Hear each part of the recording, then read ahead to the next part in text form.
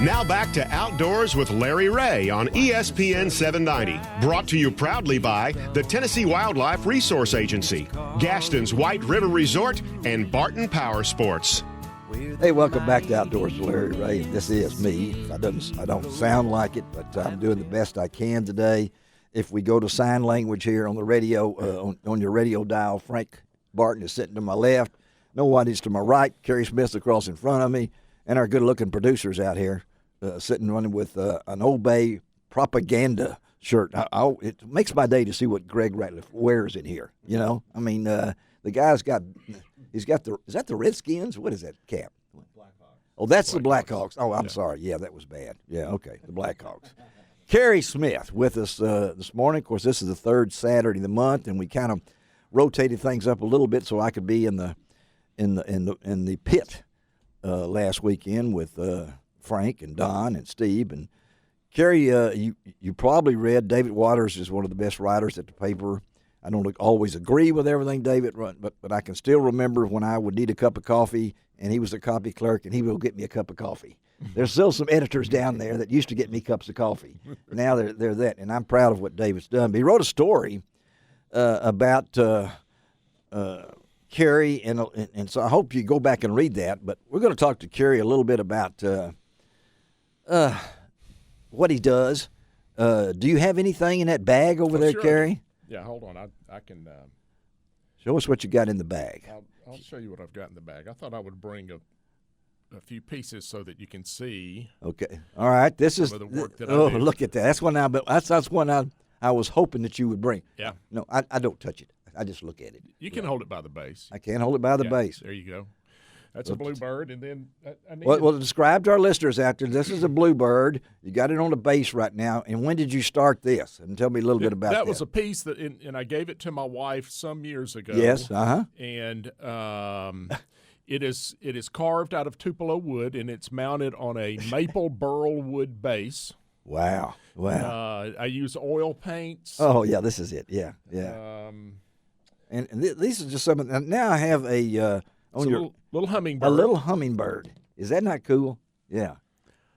Folks, this is radio, but dadgummit, I wish y'all could see what I'm looking at here. This is just some amazing, it's amazing isn't it? things. And I knew that I needed to bring a duck of some kind. Oh yeah. Because I knew Frank and Larry would only understand what a look at that, Frank. Duck is. Now that's I'm looking at it, and that's made out of what? It's made out of Tupelo also. Made out of Tupelo also. Carved and burned. I do feather burning, and I put in about 100 lines per inch. Oh, that's light. Yeah. It's very light. It is. Yeah. Wow. Oh my! Look at that. Christmas 2001. And I thought I would. I called that one my pain duck. As a matter of fact, I did it for Karen, and I had ruptured a disc earlier. Is that when you were reaching for the Christmas tree? Is this close? At the same time, and I was trying to finish that for her, and I literally finished that duck. Excuse me, lying in bed, and I would carve on it, and I would burn on it while I was. In pain. In pain. In pain, yeah. Which most of the time you are. I mean, tell our listeners a little bit about the chronic pain. Yeah, as you alluded to, in 2001, I picked up a Christmas tree the wrong way. And at that time I was 40 years old, and Lord have mercy, you think it. Well, you believe that you can do whatever you need to do, and me being a big guy and strong as I am, I picked up hundreds of trees, Oh, you're a big guy? Oh, I know. You look normal sitting in here. Exactly. They've got. Would you lower that chair a little bit so I can? Yes. Yes. And so I picked up the Christmas tree, and when I did, I ruptured I just turned a certain way, and so they did surgery on me, and immediately after the surgery, I got some pain relief, but to my surprise, the pain started, and it continued. And it continues. And today it continues, some 15 years later. And throughout those 15 years, I've had 21 neurological surgeries and procedures. 21, he said. 21. Y'all heard that, didn't you? And the man's still. Cervical fusion, lumbar fusion. As a matter of fact, today I'm waiting for my neurosurgeon to call me back. Yeah, so you're trying to. We're trying to get something straightened out with my lower back. You know, there are a lot of things that neurosurgeons don't tell you, and you don't know to ask over the course of your recovery, and even before you consider surgery. Yes. And one of the things is that, like with fusions are where they go in, remove the disc, they put rods and screws in, and you've had that. And I've got that in my lumbar area and in my cervical area. Well, the reality of it is that about 1 out of 2 to 3 of those do not do well. They create further issues that have to be dealt with. Yes. So, with all these 21 surgeries, obviously you still have pain. It is day and night. It is every day. And the thing for me is to manage my pain. The struggle for those who suffer with chronic pain is to try to live life as best as they can. Yes. Yeah. That's a difficult thing. And it is a difficult. And we're talking to Kerry Smith. You can go to Kerry's website. What is that? What is that? It's the you can get it one of two ways. I'll give you the Birdcarver. Yeah, the birdcarver.com. Yep. The Bird, like THE, thebirdcarver.com. And that's where you can go. And Frank's already been there and looked at it. And we're talking about, and I know David Waters touched on it with the conference called Opium. And we think of opium, we think of Chinese and the opium wars and things along that line. And heroin and those kinds of things. Correct. So briefly, sure, what's going on there? The great discussion that's happening right now is in the form of medication that is called opioids, and those are OxyContin and really high-powered pain pills that have a number of different effects on different people. So right now, throughout our society, we've got a discussion happening about limiting opioids, narcotic pain meds for people who suffer.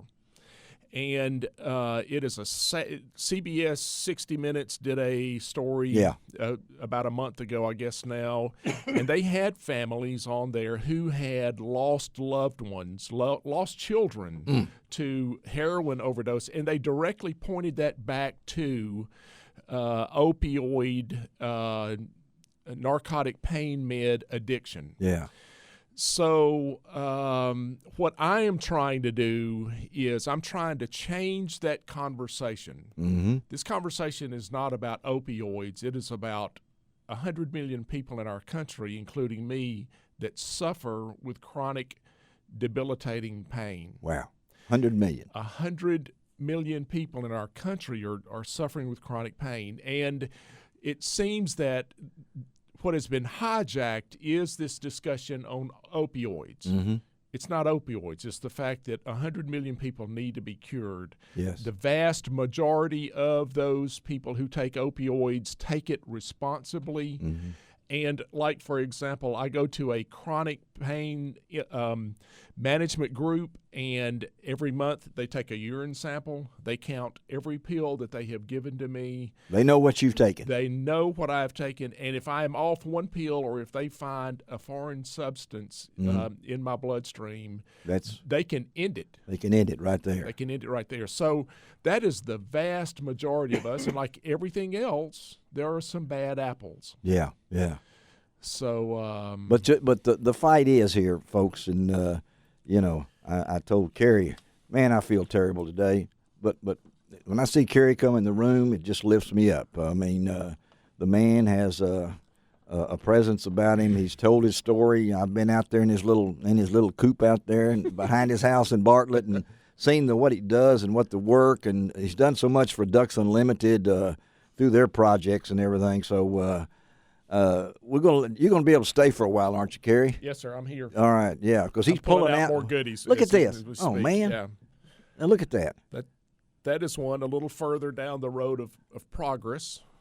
It's a canvasback. Yeah, see that, Frank? There's a canvasback. That's a canvasback hen. Frank, do you guys get many canvasbacks where you are? We have had one canvasback that I've been out there in 12 years. Yeah. In 12 years. 12 years, one canvasback. And we know why that is the case, because over there they need deep Frank. water.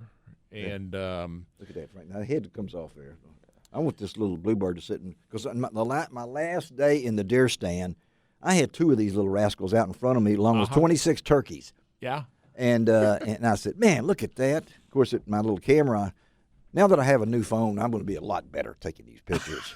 Now, this is a block. That's a block of the wood that I use from a Tupelo tree. This is a starting point. This is a starting point? It is a starting point, but it is in a Tupelo tree, and the Tupelo trees are found in swamps, probably where, I don't know, Frank, do you have Tupelo trees? We have Tupelos, yes. Well, they cut those trees down when the water goes out of the swamp, and they cut it down about ground level, and you use the big barrel of the tree for getting the wood for carving. Really? And it is absolutely, it's the Do you have best any idea wood. where this comes from? I mean, you got any idea where? Oh, sure. I mean, like that one comes. That block of wood right there comes from southern Mississippi. There's a guy that goes down, and his brother runs a wood mill, and he goes in and will cut some of those trees. Yeah, this is. When you look at this on your radio dial, as Frank is taking pictures, and I'm going to take some pictures and post them on lroutdoors.com for Saturday. Excuse me, because you can look at that block of wood. It looks like something maybe my dad maybe sit on when I was bad, But that will become something of beauty through your work. And look at that. And I also have brought a knife. I have owned this knife since 1984, and I do as much work as I can with a knife. Yeah, I know. I've seen your tools. Yep. Yeah. And I've told people that if my shop ever burned down, that this knife I would go in and get it. It was made from a Cajun carver, and it's the best knife that there is. Can we see that? I mean, yes. All right, Frank, what's happening here? He's tearing up stuff over here. What happened to the headphones there, Frank? You need that knife to repair them? Yeah. Greg, Frank is taking the headphones home with him. Look at that. Oh, I love knives. Yeah. I love knives. And this gets into why, Larry, as I suffer with chronic pain, I don't have the same kind of hand strength that I used to have, and that creates a sense of frustration for me as well. Particularly when you're, 6'5" and 280 or 90 pounds. Yeah. After Christmas, I'm now probably 290, I would guess. Yeah. Golly.